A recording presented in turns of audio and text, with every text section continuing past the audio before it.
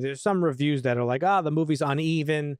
It like the comedy's a little all over the place. But like I think that's all done on purpose. And it's like there's stuff in it that if you notice it, you notice it. And if you don't, you don't. But if you don't notice it, I think you have the reaction that you had. I'm not trying to sit here and say like you didn't notice No, it, but like it's definitely fair. I mean, yeah. It's a specific type of comedy that like it's not like Naked Gun, let's just say, where it's like straight up slapstick comedy. This is like very specific. It also stuff. doesn't seem typical for 80s comedy. So when I went into it, that's what I was kind of expecting and hoping for almost. So, and then when I don't get that, that's probably some reason why I'm like, oh, okay. What the hell are we supposed to use, man? Harsh language?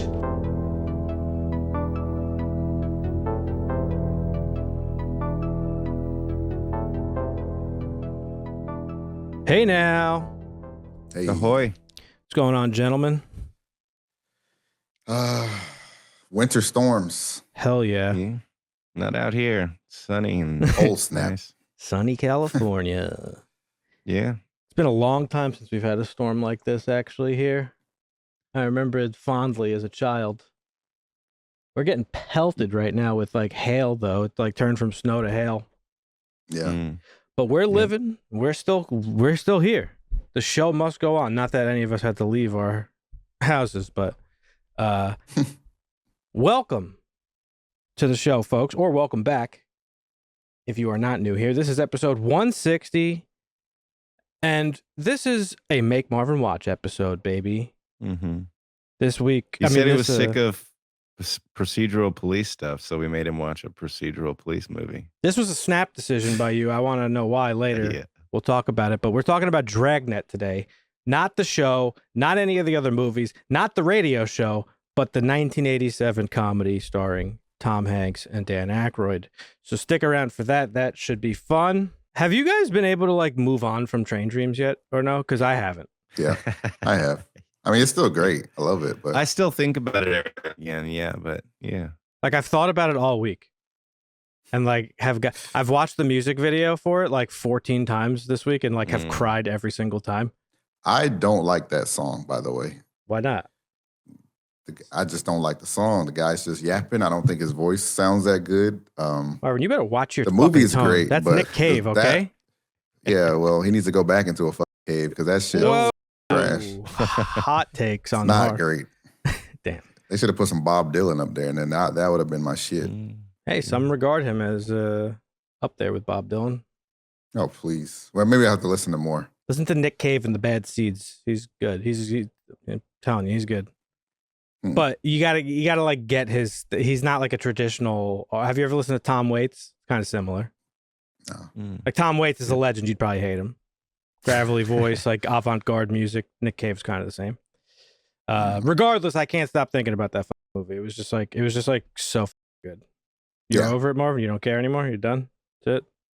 It was great. No, it was great. I'm just waiting to see what happens at the Oscars. That's all. But before we get there, as for what I've been watching, I finished season 5 of X-Files. Oh, yeah, you're cruising. Yeah, nice. Which was supposed to be the end, right? Like at some point that was going to be the end, and they were going to pivot to movies. That's what I was reading. Remind me of season 5 so I don't spoil anything for you. Season 5 is where the X-Files office and all the files get burnt up by the cigarette man. Does anything else impactful happen? That's the last episode of season 5. Okay. I can't Google it on my screen because so season 5.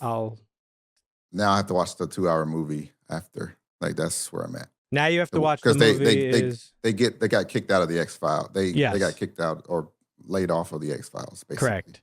So you're up to the movie. Which one is it? Future something. Future, yeah. Future. Fight the Future. Fight the Future. Yes, that's the first movie. There is a second movie that's also good that came out like in the 2000s, and that's just like a big Monster of the Week episode, essentially. Yeah. So that's what I was reading. It was like it was supposed to be the end, season 5, but the show was doing so well. It was like we can't possibly end it. So let's keep going, I guess. Okay. Mm-hmm. You're in what I would probably call wild territory now.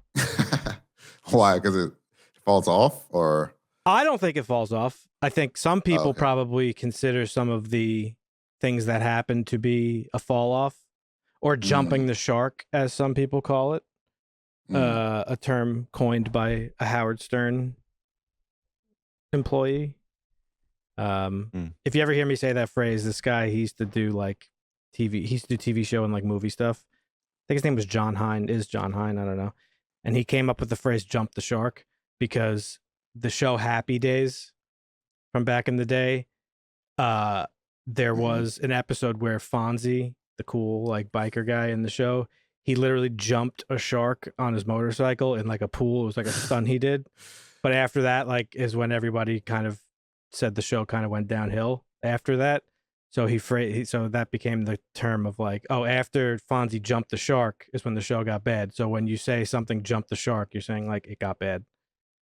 So some people would say that the show kind of jumps the shark at that point in time, but I don't think so. Yeah. We'll see. There is some crazy stuff that happens though that fans don't particularly care for, but we'll see. I'm glad you're enjoying it. That's awesome. Did you watch A Night of the Seven Kingdoms, Marvin? Not yet. I did see that the first episode came out. Was is the that second Game of one Thrones? tonight? Yeah, new game. It takes place like Prequel, what, right? 100 years or 1,000 years before. Is this the one Duncan Egg? I did read the Duncan Egg novel. Okay, Duncan Egg. Yep. It'll be good. Yeah. I don't want to start any controversy here. I would never do such a thing, but usually I am in the crosshairs with you guys. I'm arguing with Marvin about some shit sometimes. I'm arguing with Dusty a lot of the time. Time you two start arguing. So, Marvin, why don't you tell Dusty what you told me the other night when we were hanging out on voice chat? Here we go. Let him have it. So, Dusty, I did attempt to watch Landman. I got about an episode and a half in. Okay. And I just got sick of it. I feel like I'm watching a show and I'm just waiting for the next old man one-liner to come in. Like, okay. The plot isn't all that. I've already seen the old man one-liner trick with Yellowstone. Like, I've seen the asshole old man enough. There's a lot of the, And the dialogue just feels like it feels so dumb. It feels pretty like basic. Like there's not much depth there. It just feels like I'm waiting for the next punchline. Oh, like, what is he gonna say next? I wasn't a huge fan of it at first because of everything that happened. It's like, okay, this shit happens in the oil field, but it doesn't happen every day, 4 times a day. Like, this is a little like what happens to their son out the gate. It's a bit absurd. But it settles down, and then you get into the meat and potatoes of the drama. But yeah, it's not for everybody. My thing is, I've only seen a couple of clips of it, but it does not look like it has the same level of quality as his other shows. Not in the writing, not in the way it's filmed. It looks like it's got that like soap opera feel to it in terms of like visuals. No, the cinematography was good. Was it? They had some really good shots of like driving across the oil fields and like big explosions and shit. So that part was fine. That stuff aside, like I kind of just like, who cares really is my thing. You know what I mean? It's oil field drama. It's basically Dallas, but you guys, I don't know, you probably neither of you have watched Dallas. Yeah. That was like that was the adult soap opera of my parents' generation. It was on late night television. Who Killed JR was I know. Back when they were scripting soap operas season to season. Who Killed JR? That was as big as like when Superman died in the comic books. That was like a cultural phenomenon. That was like a cultural moment. What for is sure. that? It was. There was a show called Which Dallas. this tries to be. I don't know that it definitely doesn't live up to it. Yeah, he was a character in the show, and they built up the season like he's gonna die. Who killed him? Yeah. It was a big to do, like big promotion. Oh wow. But this show doesn't really live up to that. But it's interesting. Like I mean, I don't. There's some good side stories. Like his wife is crazy. The daughter, they get into some shenanigans that are cool and fun and funny. So I don't know. I'm sensing a big trend with all his shows that just kind of like annoys me. It's just like all these main characters are like always above the law in a way, and it just kind of gets annoying. Like in every one of his shows is the same. Like the Duttons are just above the law. This oil guy is like speeding and like talking shit to cops and just above the law. And then it's having the connections, and those people exist though. Like having those when you can call the sheriff and say, "What the fuck is going on with my son?" But it's like, give us and something. He's like, "I don't know, I just found out." He's like, "We better fix it." Give us somebody that like starts from the bottom or something, like not some guy that's like instantly at the top of the food chain. Like even Mayor, right? Like, oh, these guys are just speeding, like like. Well, it's all the drama around a person of power, I guess, is what he's storytelling right now. It's so funny because his movies are completely different. Like I don't know which of his movies you've seen. I can't remember. If we maybe we should make you watch a couple of them. Like we watched Wind River, right? No, not for the show. I haven't seen that one. Like Wind River is not about that at all. Wind River's about like, underrepresented, like I'm not even gonna say it's about lack of power. The lack of power. Yeah, a lot of his movies are about the lack of power. Actually, believe it or not. So you have Wind River. There's a vacuum in some places. Sicario is about how like the CIA works with. Sicario was great. Cartels, like, what else is there? Hell or High Water is like. Oh, I haven't seen that. Yeah, fighting power. One of the best movies I've ever seen in my life. Hell or High Water. Like his movies are vastly different than his shows. I actually just rewatched that recently. It's so good. It's amazing. And you actually point out a really good thing. I never even like thought that, but his shows are all about people who are just like they're just instantly powerful. No consequences. No consequences. Basically. They have no like issues with anything. They're just the best. Yeah. Well, outside of like their villains, are just different kinds. Yeah. Yeah.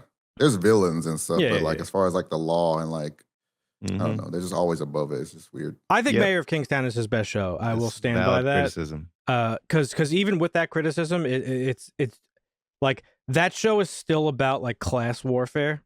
I think.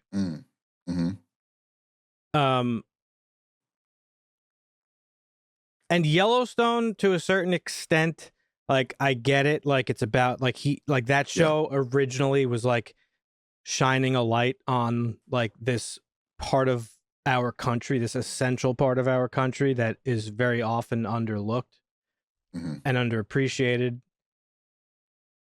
But that is not what Yellowstone turned into. It turned into something like completely different and off the rails. Yeah. Like it was originally about that and like an appreciation for nature and this stuff and like whatever. But with this show, Landman, I'm just like, who the fuck cares about oil people? Like, I don't care. Outside of like There Will Be Blood, like That's why they call it flyover country, Dan. You people call it that. You people. I don't call it that. What do you mean, you people? No, I don't know. I thought it was funny, but it was actually a funny coincidence because Marvin and I were hanging out in the voice chat and he was going off. He's like, and then like an hour before that, I had seen a clip on TikTok that was like somebody like shitting on the show. And it was this scene with like, I don't know, this like non-binary person, like just saying the most like low effort dialogue ever about like what you would think, or what I don't know, conservatives think non-binary people, how they talk. And the person was just like, you're invading my safe space, but like it wasn't ironic. It was like dead serious. And I was just like, nah, I'll never watch this show. That's this season. His daughter goes to college at TCU and they use actual real college, but they have a roommate. It goes the way you think it does. Like they're total opposites. They don't get along, but they find out they have something in common and then they get along because they're on the same team. Like it's that kind of story, but it does give you that abrasive, like they throw the abrasiveness at you, but they also intermingle it into it's just the dialogue that I saw, dude. It's like shocking I get that he wrote it. In the end, they're like, we're teammates and I'm backing you up and you're backing me up. So it does they don't make it like shock jockey the trans person. I'll never be, No, I didn't think that at all. I'm just saying it's like it's strictly the dialogue. It's just like it's cartoonish. Like who the fuck wrote that? Oh yeah, it like is. A child sometimes. wrote it. Yeah. I do wonder how much he actually has. How much I doubt he writes like input he actually has into writing nowadays. He's just doing so much now. Yeah, I doubt he's doing. Billy Bob has actually talked about it. He's like, because he got not ever getting any noms really for his shows. Yeah. Got snubs. He's like, well, a lot of people think he's a conservative guy, but he's really not. So he's that's what a lot of conservatives say. That's the Tim. What's the guy's name with the fucking beanie? Tim. Tim Pool. Tim Poolstrat. Tim Pool. I'm not. A lot of people think but I'm not. Yeah, no, I'm a former Democrat. Just say it and it makes it true. Just like that's how it works. Yeah, I'm a former Democrat. You should listen to me. Former Democrat. I'm a former progressive criticizing the progressives. Like, meanwhile, I get paid millions of dollars by Russia. Yeah. So it's like he carried that show because, like, honestly, everybody who watches it says they love it, and I just can't. Like, I can't see it. Is it just Billy Bob Thornton that like has everybody like under this? I mean, he does have the charisma for sure. He's Billy Bob Thornton. So for sure. If you love that, like, just watching a old guy just shit on people, and it's great. If you guys, I don't know. There's some good storylines. Like, I don't know. That's fair. Like I said, I didn't get to tell you about it. Like, his kid,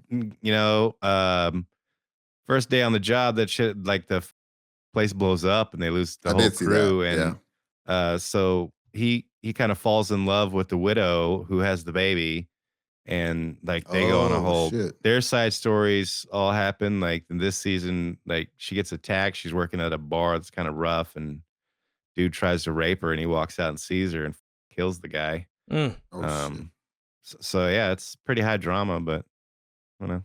Okay. Yeah, it's interesting.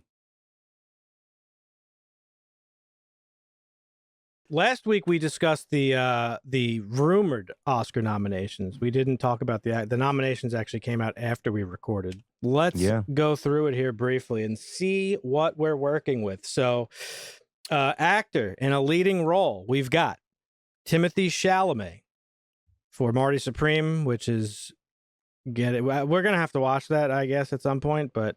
Leo for One Battle After Another, Ethan Hawke for Blue Moon, which I still haven't seen, Michael B. Jordan for Sinners, and The Secret Agent, Magner Mora, which I haven't seen that either. I heard was really good, and I heard Blue Moon was really good. I haven't seen Marty Supreme. We'll have to get on that. Very surprised here. There are some... let me tell you something. Go ahead, Marvin. What were you going to say? I was going to ask, well, for one, so... Who you guys think is going to win this one? I know who I think should win based on this list and the movie I haven't seen. I think it should be Leo. If I'm being honest. Really? Yeah. Wow. I think it should actually be Michael B. Jordan. Yeah, I think because he had to play two roles. I agree. Essentially, I agree. However, I don't think that performance was like that groundbreaking. And you might say the same about Leo's. Leo's wasn't really that groundbreaking either. I just think I don't know. This is who should have got nominated. Who you have on the screen, but whatever. No, that's why I was pulling this up because like the fact that Joel Edgerton wasn't even nominated is actually that's a crime against humanity itself. Like, it's crazy. I gotta watch this Marty Supreme nonsense. Yo, this movie, we gotta watch it. I can't wait. I can't wait that we're just gonna be like, so. It better be amazing, bro. It's like, that's all I can say. This movie's a psyop. I don't know what else to say. The discourse between One Battle After Another and Sinners is fucking driving me insane on the internet. There are like people shitting on One Battle After Another because it's like racist and woke and all whatever. God knows, like the gamut of criticism for One Battle After Another is crazy. You and I have talked about it behind the scenes a little bit, Marvin. And you made a good point too about like the way it like portrays, the black characters in the movie.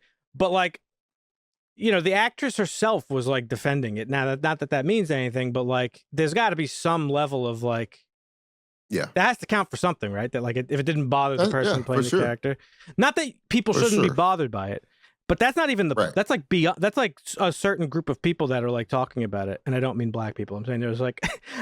There is like a group of people who have watched the movie that are like, yeah, it kind of portrayed black people like in a weird way. It's like making them all whatever. What's the word? What's the word I'm talking? What am I trying to say? Stereotypes. Yes. They're like stereotypes, right? I saw it a little bit differently, but whatever. Who am I to say? But the other criticisms of One Battle After Another are like, it's too political. It's too political this way. It doesn't criticize the right enough. It's criticizing progressives. It's just insanity. Okay. No. When really at the end of the day, this movie is about a dad trying to do the best thing he can for his daughter, to like raise his daughter. Like the other stuff is just background stuff, right?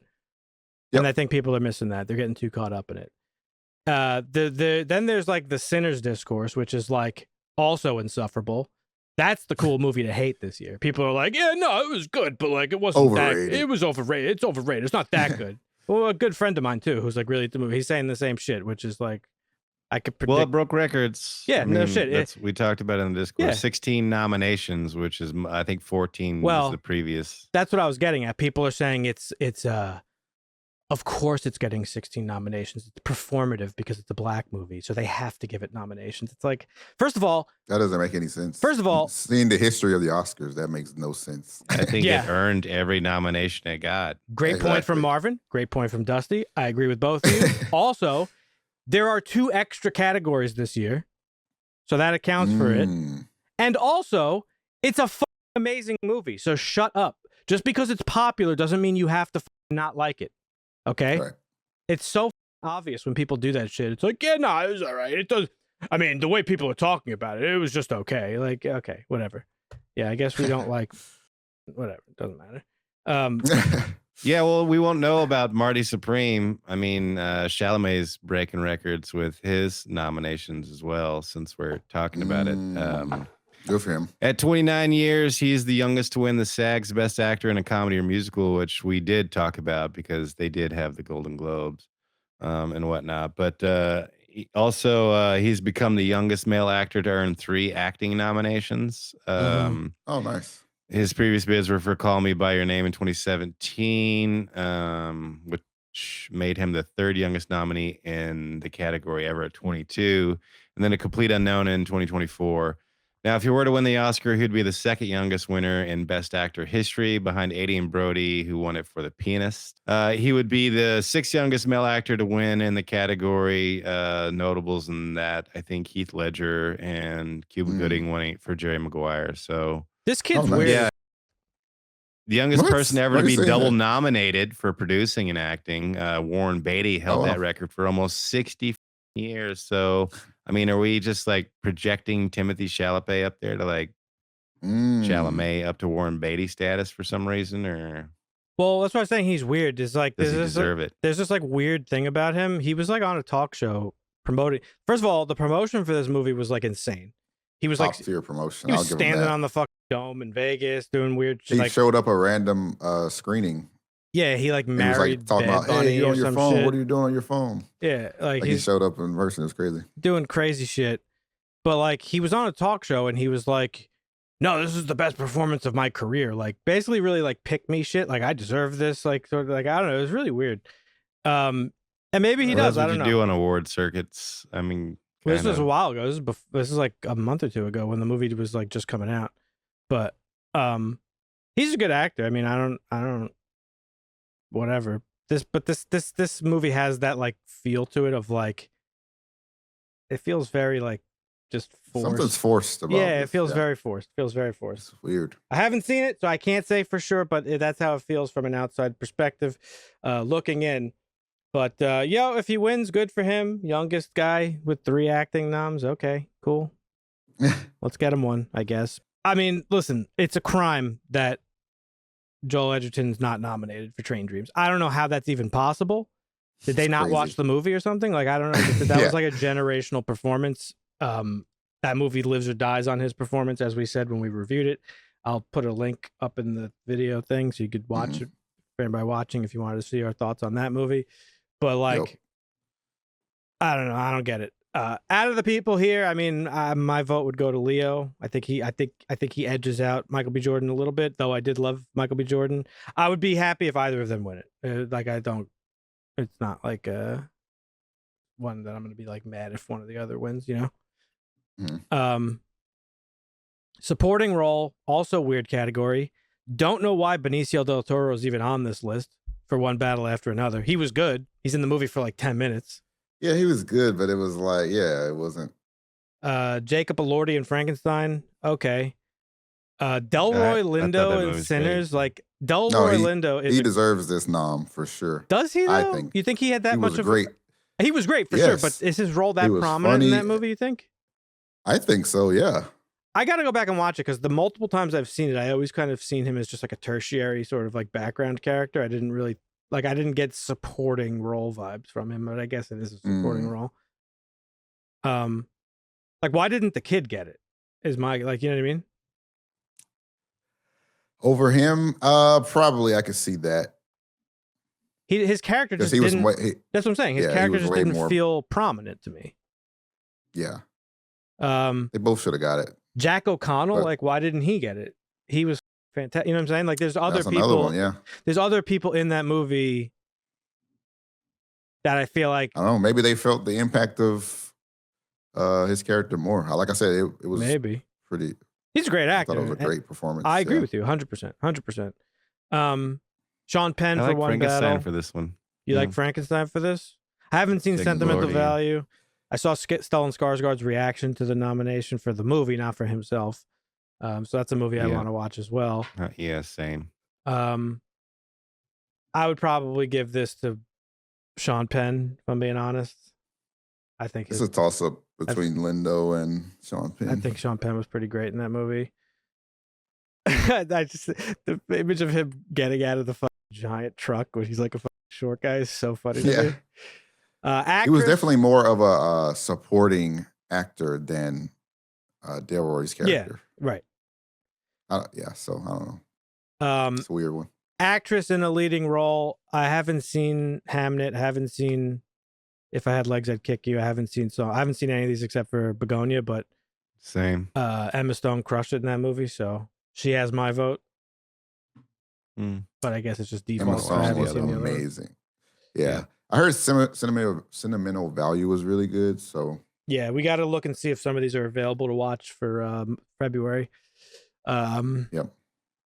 Actress in a supporting role: Elle Fanning for Sentimental Value, Inga as well as Ingra, yeah. For Sentimental Value, Amy Madigan for Weapons. Interesting.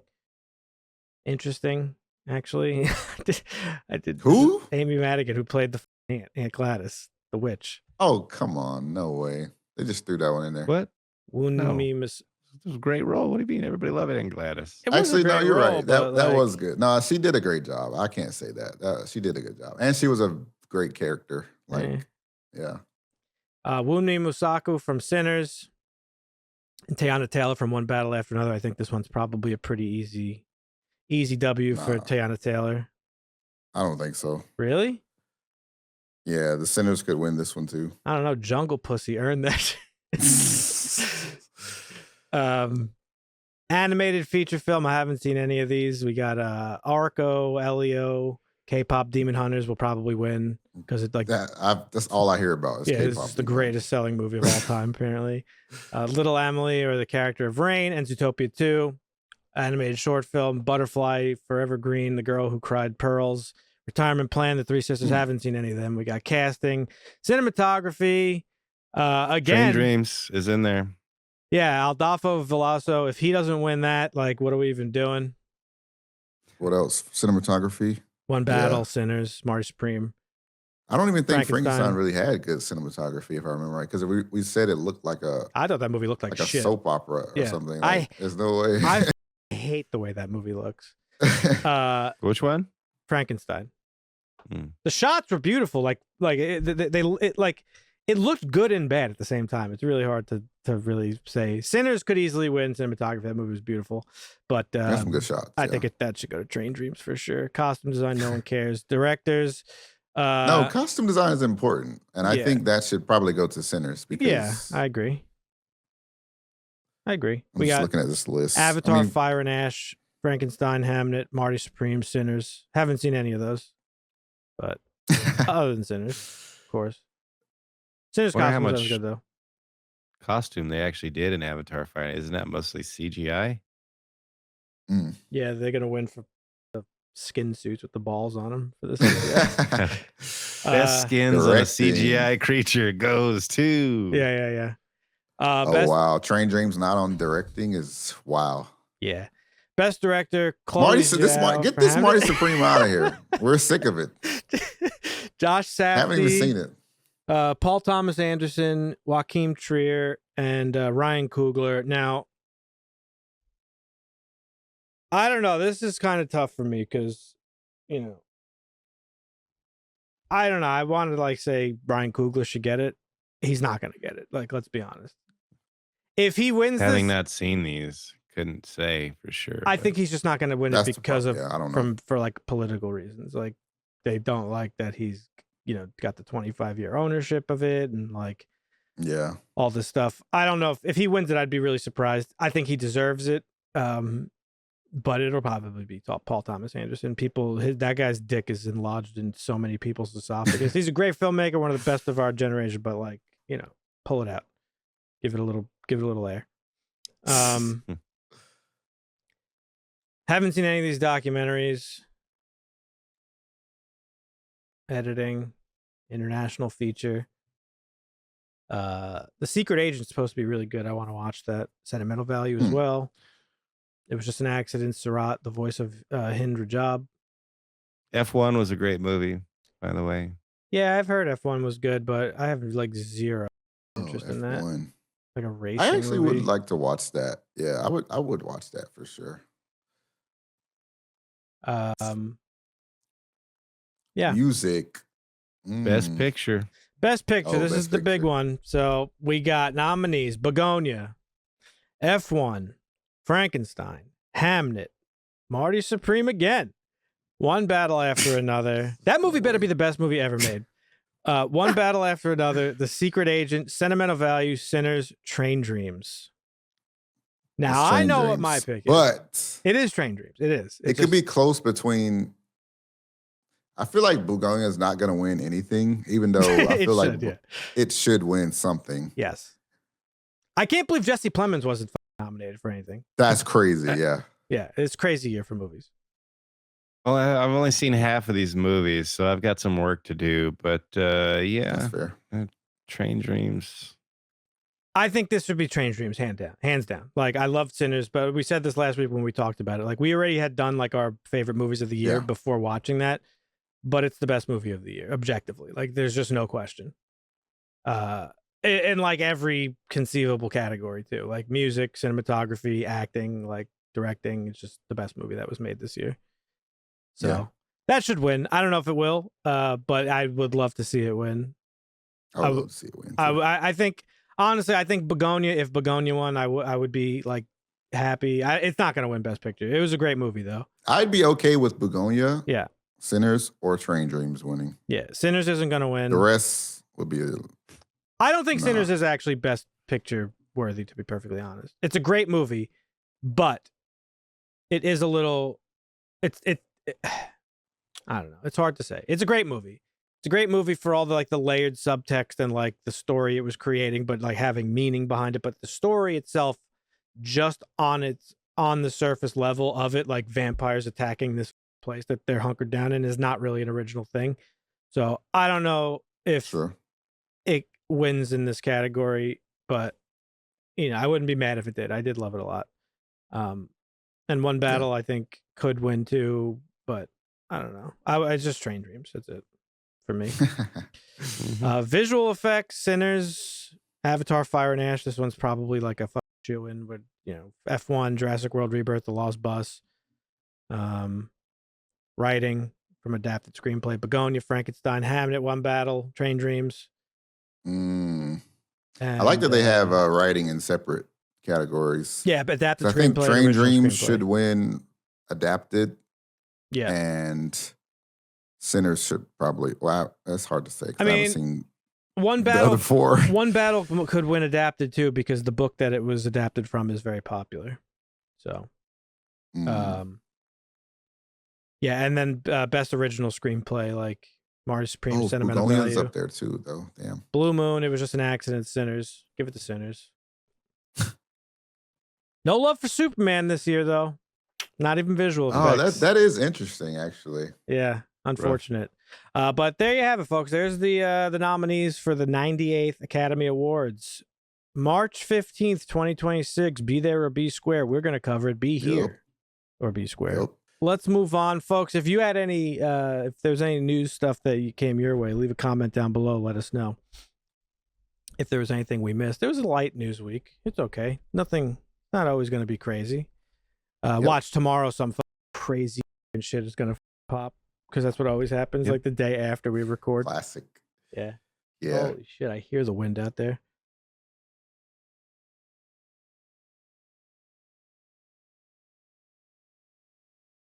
Let's get into this week's review, and it is a Make Marvin Watch Day, baby. Once a month, folks, if you're new here, Marvin hasn't seen jack shit. So once a month, Dusty and I take turns picking a classic movie, usually, that we think Marvin should see that he hasn't seen. This month was Dusty's pick, and he chose Dragnet. No decade has produced as many banger comedies as the 1980s. It's just a fact. But while the heavyweights usually dominate the conversation, there's a 1987 gem that rarely gets the credit it deserves. Despite starring titans like Tom Hanks and Dan Aykroyd, Dragnet has somehow slipped through the cracks of modern nostalgia. It's not just a standard comedy. It's a masterclass in tone that balances stone-faced deadpan satire with the high-octane chaotic energy that defined the 1980s. Dragnet, in my opinion, is one of the most underrated comedies of the 80s, and you probably haven't seen it. This was Marvin's first time watching it, so let's break down why this movie deserves more attention and how this specific blend of old-school procedural and absurdist comedy is a lost art that modern Hollywood has kind of forgotten how to replicate. So there's a lot of setup here, so you guys got to bear with me. I want to set this up for Marvin because I don't know how much you looked into it. Marvin and the folks at home who aren't familiar, but Dragnet is a franchise that goes way back. One of the more popular franchises that our country has ever known. It was created by actor and producer Jack Webb, and it follows a Los Angeles Police Department detective, Joe Friday, and his partners, and they conduct, by the book police work and solve crimes across Los Angeles. It originally started as a radio drama on NBC in 1949, and then later on it got adapted into a television show that ran from 1951 to 1959. The original run of the show is literally one of the most popular shows that ever existed. Interestingly enough, most of the original series was dubbed or lip-synced from the radio drama that came before it. So it was like the actors on screen just sort of lip-syncing what was already recorded, which is funny and interesting. Later episodes were original plot lines. Most of the cast members were veteran radio actors, and it became syndicated, and the series, the badge number, Joe Friday's badge number 714 became like sort of iconic. Later on, after the show ended in 1959, there was a revival in 1967 that ran from 1967 to 1970. The show was relaunched. The cast kind of changed a little bit. Joe Friday remained. They did a TV movie pilot that like introduced the new run of the series. So there was a TV movie. They did it a lot back then, TV movies to promote. Yeah, we don't get a lot of TV movies anymore now that you think about it, We had we had like the Twin Peaks TV movie back in the day, Fire Walk with Me. I think that was a TV movie.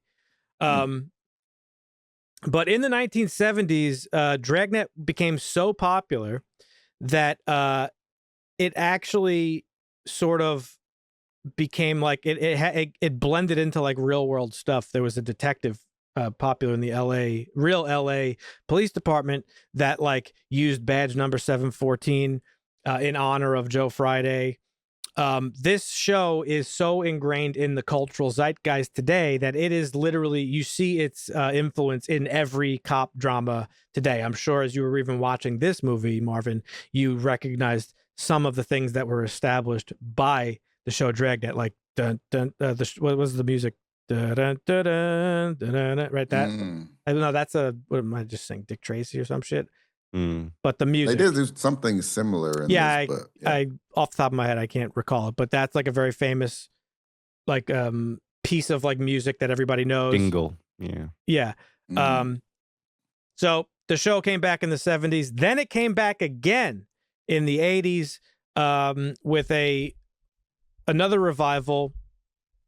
And after Webb's death, the LAPD chief Daryl Gates announced that the badge number 714, which was the badge number from the television show, was retired, and they treated it like a fucking sports jersey.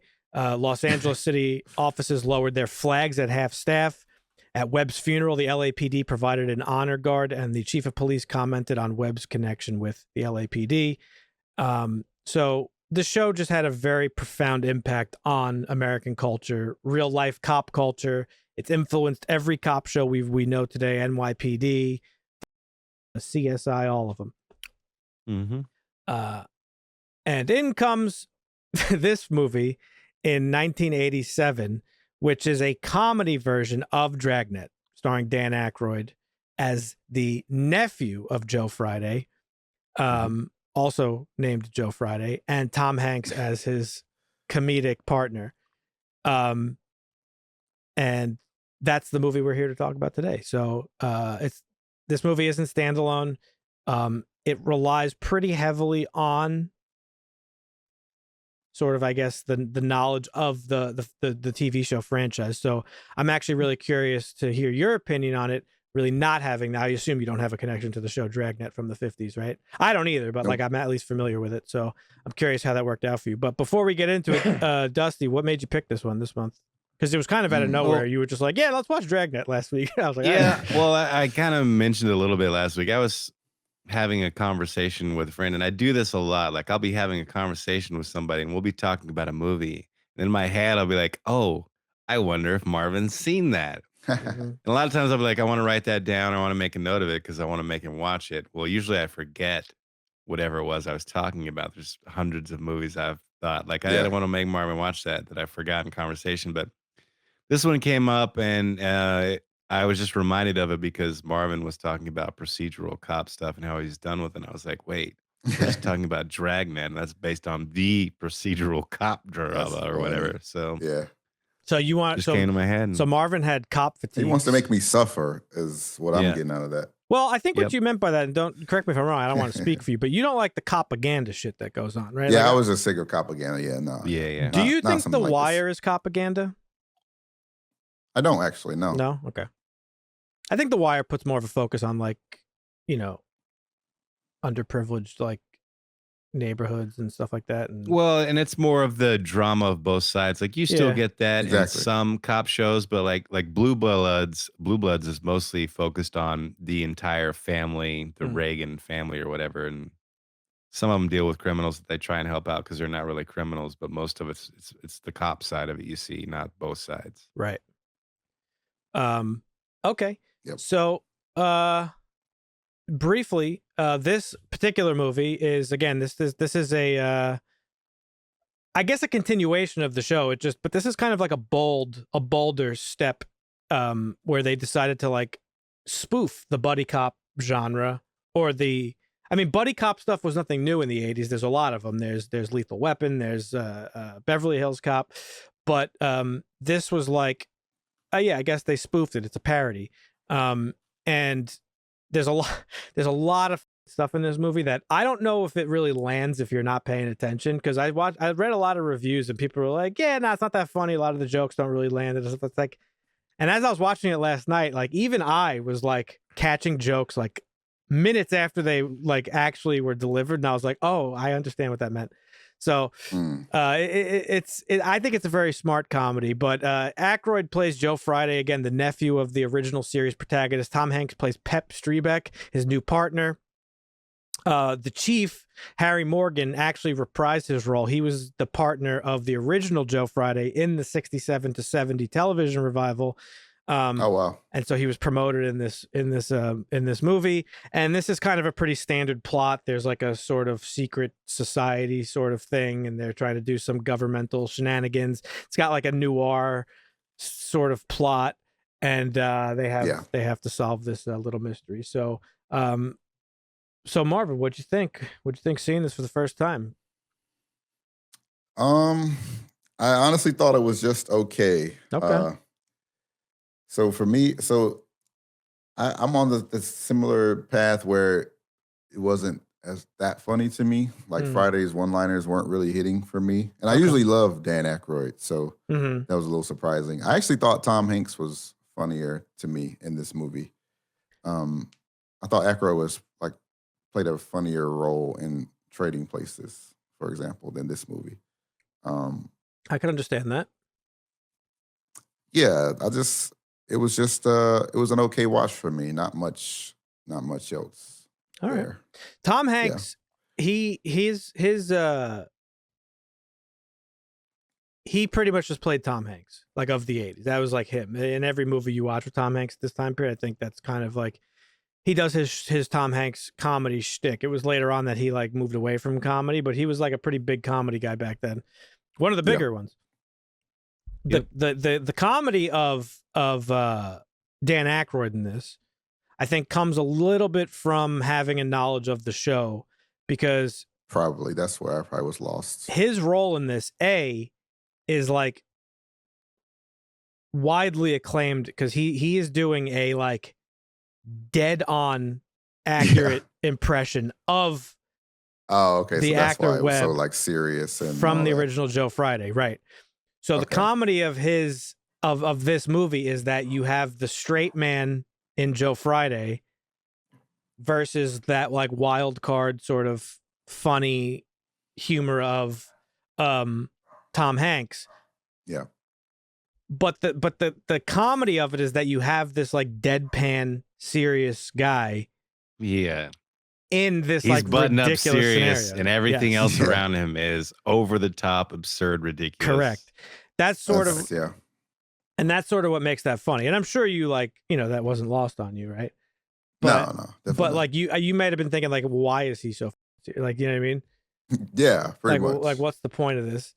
But like, so that's like a big part about it. He's basically this like 1950s relic living in the 80s, right? And that was like that's like the humor of it. It's like they literally plucked him out of the 50s show and put him in because it was this movie. super noir. Yeah, like it was hilarious. It was just like, what is going on here? Yeah. You didn't think some of his one-liners were funny, or like how he delivers like all the like some of them were, especially in the bathroom where he goes on for like a solid minute, like with like regulations and like yeah.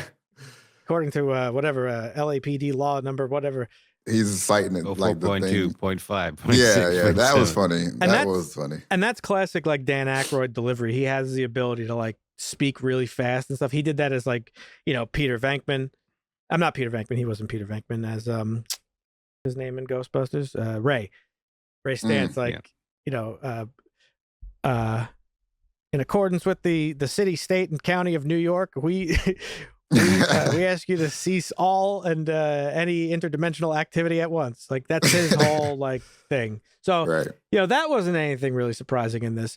No. And I've only seen this once too as a kid. So this was basically like me watching it for the first time. Oh, nice. Only a little bit of it I remembered. But actually, this movie wasn't just a parody. This was actually a big budget movie back then, and really? it did quite well at the time.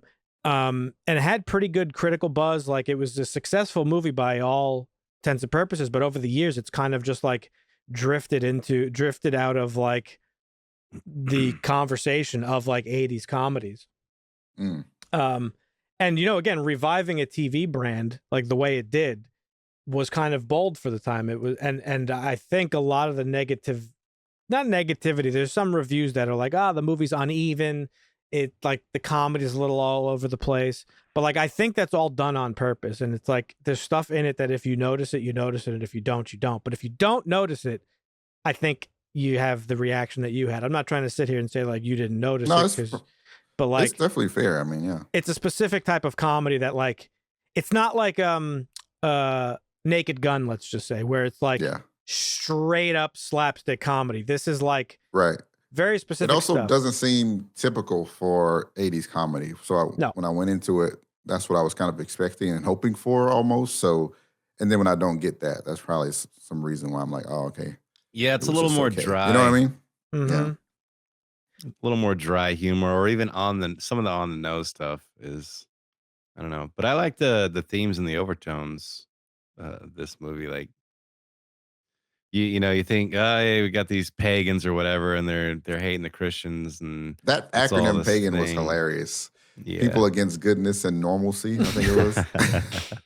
It's so just funny. Yeah, and in the end, it's really they're all working together against us, and Joe is the average Joe who's just trying to do the right thing or buy the book Yeah. and can still get that kind of stuff done. Like that resonates today, even all these decades later, which I think is interesting. No, he definitely has some funny moments, like the goon guy Maz or whatever, I forgot his name. Maz, yeah. The old lady gave him a description, and he said it back, and it was like, "Yep, that's him," because they saw him like driving the car or whatever. Yeah, he goes, "Yep, it's the description, perfect description or whatever."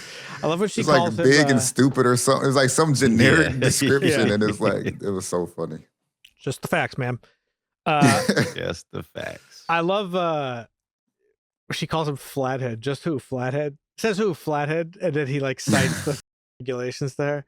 Yeah. Very funny. And like some of the dialogue too that he says is like also hilarious. Like when he calls the chief like at 4 a.m. and he's like, you hear his noir narration, and he's like, after absorbing several minutes of verbal abuse, like I don't know. I think there's a lot of really like funny writing in this.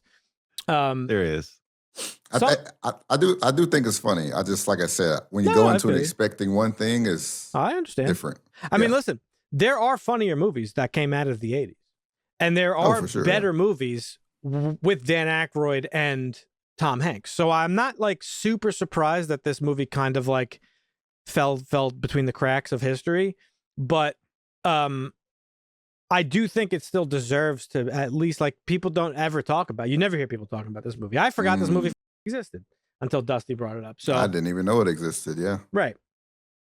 Dusty, why don't you tell us about the investigation in this movie a little bit?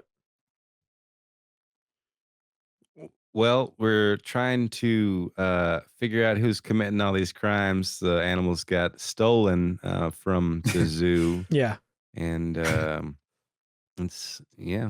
but you have 2 billionaires or millionaires at the time, because probably billionaires didn't exist in the 80s.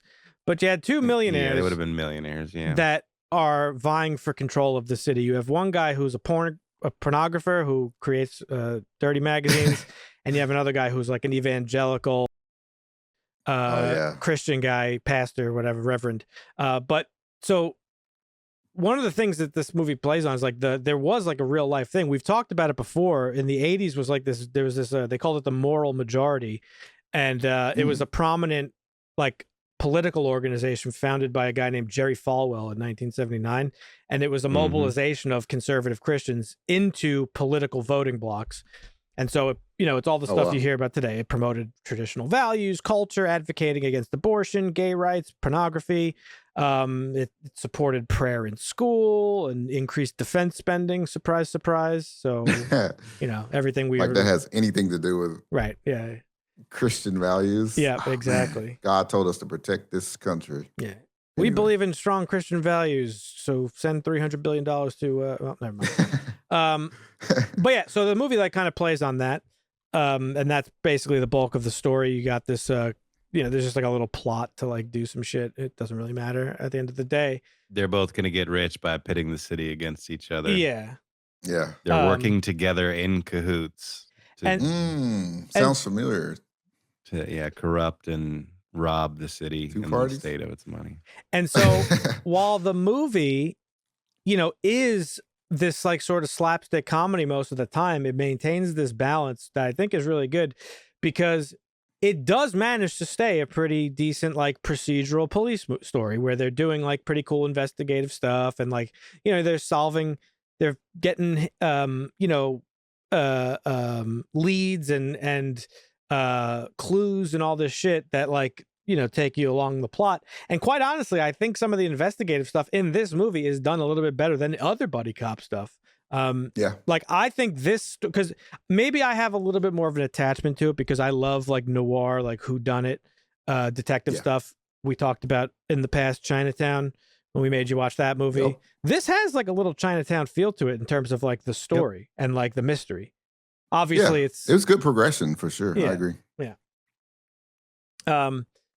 One of the things I always love in 80s movies when we go back and watch them is how often they used ADR, where they like overdub, but like the mouth is clearly not saying the same words that are coming out. Yeah. Yep. And also when they use like stunt doubles in car scenes, and you could clearly see very obviously that it is not the so actor. funny. Oh, those always make me laugh. So good. Yep. I always run it back when it's like a really egregious one. It's just like Yeah. like the one sometimes where it's like a doll or whatever, and they're like, like when they're like tossing a doll or like something falls off a building or whatever, and it's just like a rag doll. It's so funny. Yeah. So if this movie, I have to ask you guys what you think, and the audience watching at home. If this movie has two of the biggest stars, like literally in movie history, and a pretty good script, as we say, and all the stuff we're talking about, why do you think it kind of vanished from the conversation like 30 years? Like the movie it's 30 years old at this point. Like why is actually 40 now because it came out in 1987. Like why is it not being talked about, do you think? Like why is it not in the conversation when discussing 80s movies? You've watched a lot of 80s movies now, Marvin, so what do you think? Yeah. My take is similar to what I said before. I think when people think of an 80s comedy, they're wanting a certain feel to it. What movie would you say like is a good example of that feel? I know what you're talking about, but I'm just curious what you think. Trading Places is a good one. More straightforward. What's the one with Eddie Murphy? The other one with Eddie Murphy, the cop one. Beverly Hills. Beverly Hills Cop. Beverly Hills, yeah. It's the buddy cop movie, and it's probably the best comedy of that generation. So, like, yeah, I definitely like. That's a bold claim. Okay. No, I mean, I just think they're looking for when people think of it and like if they revisit stuff, they're probably looking more for that than this. Dusty, would you call Ghostbusters a buddy cop movie? Probably not, right? No, because they're not cops. I mean, when I think buddy cop, I think you got to be a cop, where like buddy cop style. But yeah, Beverly Hills Cop was one of the first buddy cop, and like it was the first time that a character had their own theme music when they were walking around. Like, what do you think is what about you? What do you think this movie kind of like fell by the wayside a little bit? Yeah, I don't know. I think there's just better, funnier movies. Like you can put there's going to be some banger movies from the 90s and the 2000s where it's top billed cast, but it wasn't as big as some of the other stuff, just because you can top bill a movie and you can have good writing. And it just doesn't resonate at the time for whatever, just because like it's hard to explain. I think this is a good movie, great movie. I don't know. There's some funny bits in it. I'd probably recommend anybody just give it a one-time watch. But if it's not for you, it's not for you. I get that. A little nostalgia for me because of the cast and the humor and just the genre. That's fair. I still have the funniest an admiration for it. Yeah. You guys are talking about funniest of the 80s. Yeah. I would have to say National Lampoon's Christmas Vacation is probably it's a good choice. My funniest of the 80s. Yeah, that's a classic. I just pulled up a list. There's a lot of unironically funny movies in the 80s too, though. Like Critters is a horror movie, but that thing is hilarious. See, that's the thing about this movie too that really was what I wanted to like focus in on, because like this isn't a straightforward movie. A straightforward comedy, really, as Marvin said. Like I think you could easily take this as like ridiculous. I don't know if Marvin would like Naked Gun. We talked about it briefly. Like Naked Gun is like straight up just silliness. Like it's a step below Naked Gun and Hot Shots and all those types of. This is it's a step above. I'm saying is like in terms of it's a little bit more serious than those. Oh yeah, that's yeah. But it has those elements to it. Like in the beginning of the movie, like right off the bat, you get that like a couple of jokes where it's like, I forget the exact line in the narration. In the very beginning, there was like a funny little moment where it's like you could tell it's like, oh, this is slapstick. Or at the end when he's like, oh, the Reverend, served 99 consecutive. He was sentenced to like 99 consecutive 80-year sentences, which means he'll be eligible for parole in 7 months. Like there's little jokes and stuff like that are weaved throughout the movie. Some of them are more subtle than others, But like one really subtle one that like didn't hit me until like 10 minutes after the fact was that Joe Friday's maternal grandmother's name is Grandma Monday.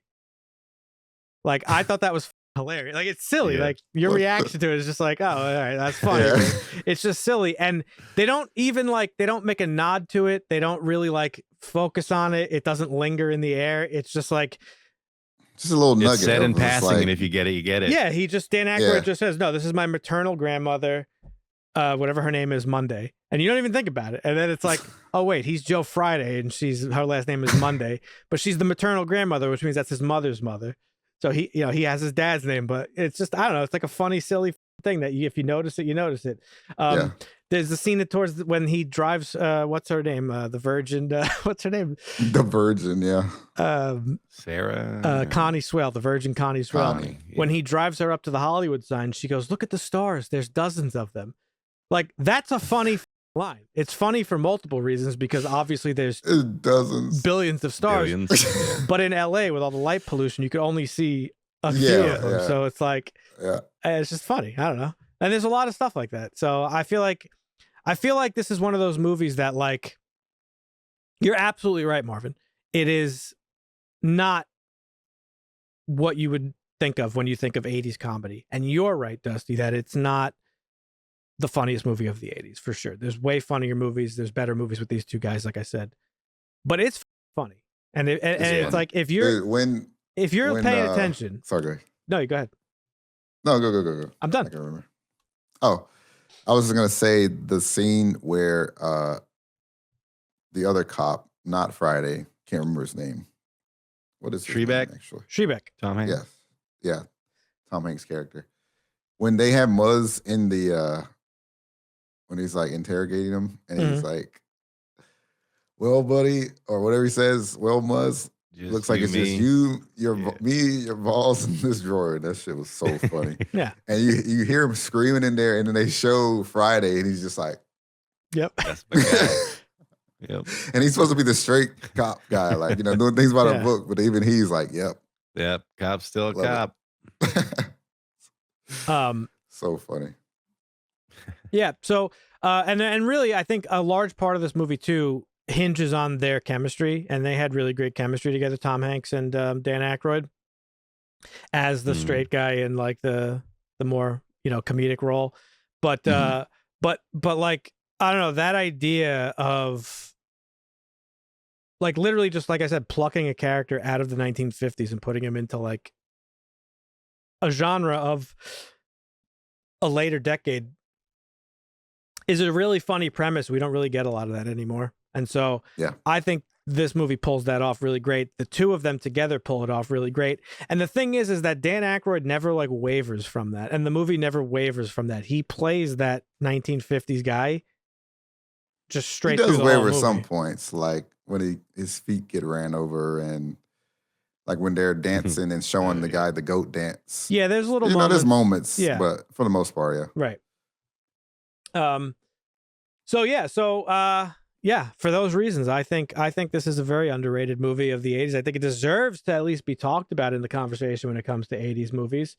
I think so too. What do you guys think? Is it a must-watch for comedy fans, Marvin?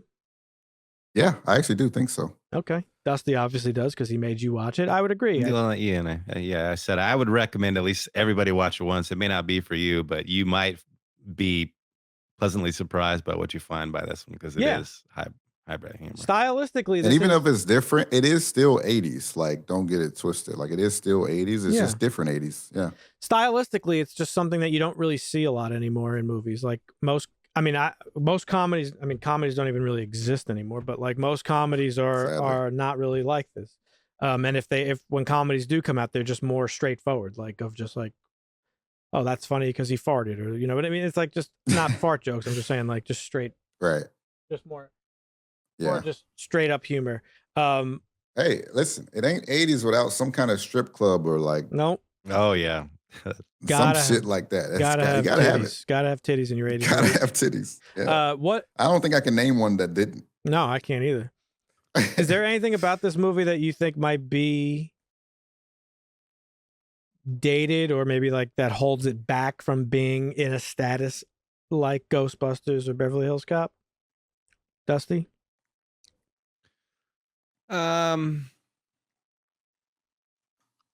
I think the layers of cheese that they put into this movie I don't know, because then you say, well, what about something like Naked Gun or something like that? Because that's, but I feel like this is a movie that tries to be funny, but tries to take itself seriously. And in that area, some people are going to argue about whether or not it did it right.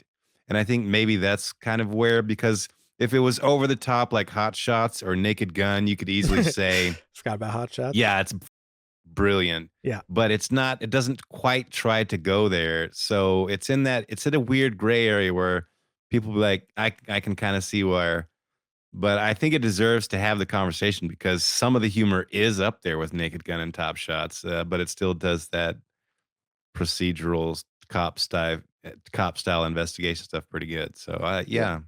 What about you, Marvin? What do you think holds it back a little bit? What holds it back? The only thing that I guess is that it is maybe the comedy is too like advanced, quote unquote, like it's not in your face like others. That's kind of like what Dusty was just saying too, right? Yeah, because like the funniness of this movie is that it takes itself seriously. Yeah. Right? Like that's the joke, is that he is taking himself like it's serious in a not serious. That's the whole joke of it, right? That's the punchline, I guess. Yeah, all right. I agree with that. I think that's not that like you hate to want to say like, oh, you just don't understand it, because that's not what I mean. It's not, there's nothing to understand. It's just like I feel like this is a specific brand of humor that's like it's not even that it's not, you're not looking or trying to really understand it, because it's not, like you said, it's not like some complicated humor. It's just you have to really actually listen and think about it, and then it is funnier. Like a scene that I thought was hilarious is when he's like, Tom Hanks he has a cheeseburger phone. Like I found that hilarious for no reason. Like it's just funny. That's, you know what I mean? It's like or like he's wrestling with police the fake, detective. the obviously fake snake was pretty funny for me. Oh my god, yeah. Like I just thought about the scene where they went to get the coffee, and that's when they show up at the strip club, and he's like, "You're right, Shrebeck. This is good coffee." It's like, of course, I'll take coffee in the coffee in town. Yeah, like what? And he also swindled like $50 out of him to get lap dances, but he said he said it was, the whole time. Yeah, he said it was because it was his informant or whatever. Yeah, I mean, there's a lot of stuff in this that's very funny. I mean, yeah, it's a good movie, great movie. It's honestly one you could rewatch. Yeah, or to catch more stuff. So what do you think, Marvin? Would you call it underrated or what? I would think it is underrated just from Okay. But still, it was just okay. It was just okay for you, though. But you do think it's underrated. Yeah, I mean, I think it was good. It wasn't great, amazing, but it was good. That's fair. All right. Well, is there anything else you want to talk about it? Any last words? No, I think that's it. All right. I didn't know Tom Hanks was a comedy guy. I have seen like Big, and I think that's the only other comedy Tom Hanks that I've seen probably. Well, maybe we'll make you watch one of my favorite movies of all time. Tom Hanks movie. No. What's that? The Burbs. Oh. The Burbs is a great Tom Hanks movie. One that was not successful at the time, but only got like love later on. It became like a cult classic. Fantastic movie. The Burbs. Yeah. But yeah, Tom Hanks, he started out as a comedy guy. Like for many years, and he was very funny. Like I think he's a very funny guy. Like I think he's funny too. Yeah. It's interesting. Yeah. He's got that Jerry Seinfeld style comedy, I think, to him. Like, what do you mean? This is what we're gonna do. Yeah. It's interesting that his career took that turn to where he became, I don't want to say serious, but he obviously took on more serious roles. The Man with One Red Shoe is a fucking hilarious movie too. I think that's the goal for most actors. Like, no one wants to be in, they want to do, usually most people want to do other roles. Like even like Batista, right? Like he was doing like the Marvel thing before. Well, even Jim like Carrey, stuff, but now he wants to do more stuff. Yeah, Jim Carrey. He was typecast. People were like, make me laugh, funny man, dance clown, and he had I'm a really good actor. He lost somebody. Like, he did some good stuff. Yeah, well, I mean, Tom Hanks went on to become like literally one of the greatest actors of all time, so he did something right in his career. But this movie right here, Dragnet, this has a 6.0 on IMDb, pretty much not right in the middle, but close enough. I would bump this up to, I would give this movie an 8. I think it's really smart and funny, and I don't mean to sound pretentious. I don't want to sound like a fucking Rick and Morty type of fan where it's like, this is just so smart and you didn't get it. But I really appreciate this type of humor because it's when I say smart, like you have to really like plan out the funny, right? It has it has to land, right? You have to it requires like a style of writing or joke crafting that doesn't really exist anymore in movies, where it's like you have a joke and a punchline, right? It's not just you're watching something funny. There's a difference. Like in most comedies, you're just watching funny stuff happen. Like in Beverly Hills Cop, for instance. Oh, sticking a banana in a tailpipe to prank them is funny. But it's just funny because it's a funny thing, but it's not a well-crafted joke. And a well-crafted joke is an art that I feel like is lost, even in stand-up comedy. Like most stand-up nowadays sucks. It's like improv versus stand-up. Yeah, exactly. Yeah. Improv is so impressive. It's like one of the most impressive things. And comedians, like, one of the most impressive things, too, is, I don't want to go on a rant here, but, like, for stand-up comedians, when they go off their, like, plan and, like, riff with the crowd, it's one of the most impressive things ever. I went to a show once where I saw Dave Attell. You guys familiar with Dave Attell? Mm-hmm. I'm not sure. He used to have a show on Comedy Central called Insomniac, where he ran around to, like, food places at night or whatever in New York. Anyway. Oh, okay. Very funny stand-up comedian. I went to a show with him where he ditched his entire set specifically to riff with this one kid in the crowd for the entire show. And it was one of the funniest experiences I've ever seen. And to just be so effortlessly funny is so impressive. And how your brain is constantly in joke mode. Like you hear a thing and then instantly you're like, oh, okay. And that's how this type of comedy feels. It's like, it's very purposeful is the best way to describe it. And so for me, I think I appreciate that a little bit more than like just standard type of comedy. So I would bump this to an 8. What about you, Dusty?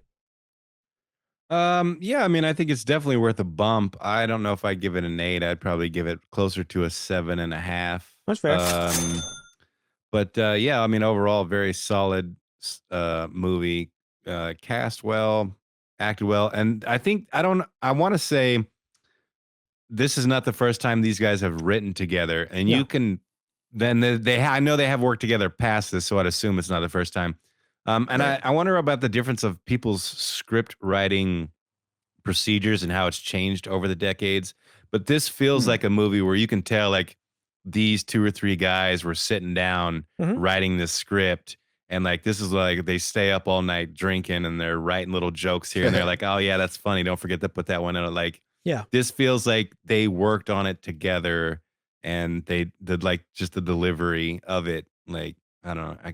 I get that sense. Like it's a little bit different now. It doesn't feel like some scripts don't feel like they have that nourishment in them, I guess is what I would say. Yeah. So 7.5 from you, Dusty. What about you, Marvin? Mm-hmm. I was actually going to give the exact same thing, 7.5. It does deserve a bump, but 7.5 for me. Okay. Well, I'm glad you liked it. I'm glad you enjoyed it. Last thing I will say about build off of what you were saying, this was also co-written by Dan Aykroyd, and there's a lot of stuff in this movie that you could tell was Dan Aykroyd's influence. Like some stuff that, especially his dialogue or some delivery, feels very like Ghostbusters. And in a similar vein, some of the stuff I appreciate about this movie is some of the stuff that I appreciate about Ghostbusters, where some stuff in Ghostbusters isn't really just like, it's not objectively funny, but there's funny stuff. Like one of my favorite lines in all of movies is when, what's her name? Janine asks Venkman, I'm not Venkman. She asks, sorry.